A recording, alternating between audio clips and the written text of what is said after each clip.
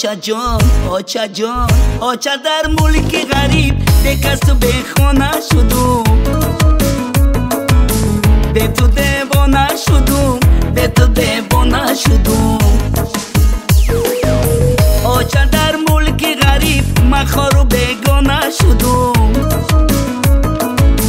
به تو دیوانه شدم، به تو دیوانه شدم. دور از یارو دیارو دور از خانه شدم، به تو دیوانه شدم، به تو دیوانه شدم. در غریبی سر کوچه میکنم یادی تو آچه، در غریبی سر کوچه میکنم یادی تو آچه.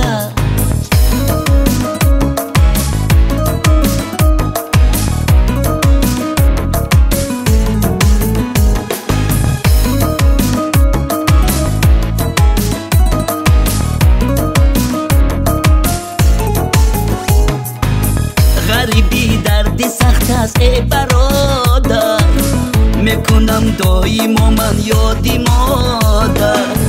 کجایی مادری زارم کجایی، ندارم طاقتی تابی جدایی، ندارم طاقتی تابی جدایی. آچا جان آچا جان آچا در ملک غریب به کس و به خانه شدم، به تو دیوانه شدم، به تو دیوانه شدم. آچا در ملک غریب مخار و بیگانه شدم،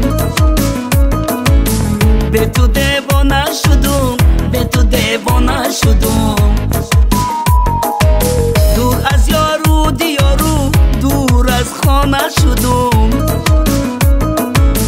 به تو دیوانه شدم، به تو دیوانه شدم. در غریبی سر کوچه میکنم یادی تو آچه، در غریبی سر کوچه میکنم یادی تو آچه.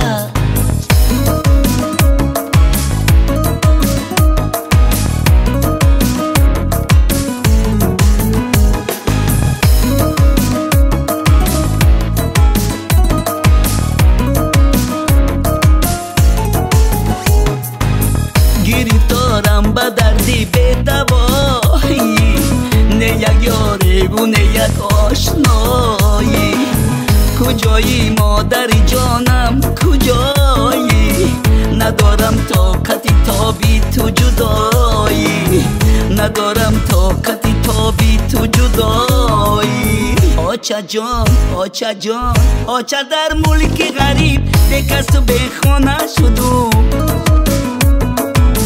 به تو دیوانه شدم، به تو دیوانه شدم.